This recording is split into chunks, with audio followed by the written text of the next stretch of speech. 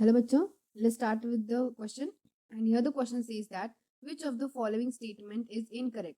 So here the question is asking about a wrong statement, incorrect statement. So let's cross check. So here the statement is about two main compounds, or we can say two main here ligands.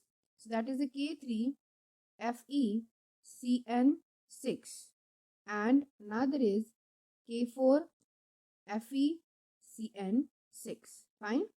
So here, this K3FeCN6, the ligand that satisfy only secondary valencies of ferric ion, no, it's wrong. Because as it is given in the second option, जैसे कि second option में दिया हुआ है कि K3FeCN6 जो है वो primary and secondary valencies of ferric ion satisfy करता है। यानी फेरिक आयन के जो दोनों कंडीशंस है, आप कह सकते हैं दोनों वैलेंसी जो है प्राइमरी एंड सेकेंडरी, वो दोनों सेटिस्फाइड होती है विद द फर्स्ट कंपाउंड और complex that is of the K3FeCN6।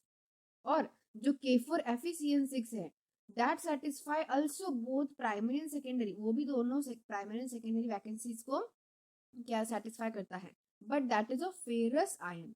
But वो फेरस आयन क्योंकि यहाँ K4 है तो that's why here there will be obviously ferrous ion आएगा यहाँ पे। एंड यहाँ पे K4 होने की वजह से अंदर का चार्ज चेंज होगा and that will be a ferric ion. Okay, इसलिए दोनों अलग अलग डिफरेंट आयंस हैं। सो दोनों सेटिस्फाई करेंगे primary and secondary valencies according to their ions. But जो फर्स्ट ऑप्शन का है कि ओनली सेकेंडरी, वो ऑब्वियसली रॉन्ग है। And next last is about that कि in CuNH3 4 SO4 the ligand has satisfied only secondary valency of copper, so that's true। ये जो copper ion है उस कॉपर आयन के लिए सिर्फ सेकेंडरी वैलेंसी जो है वो यहाँ पे सेटिस्फाई होती है in this given compound. Fine. So यहाँ पे जो इनकरेक्ट या फिर रॉन्ग स्टेटमेंट जो गिवन है that is present in option number A. So that's why option number A will be the correct answer for this given question. So I hope you got the answer very well. Thank you and all the best.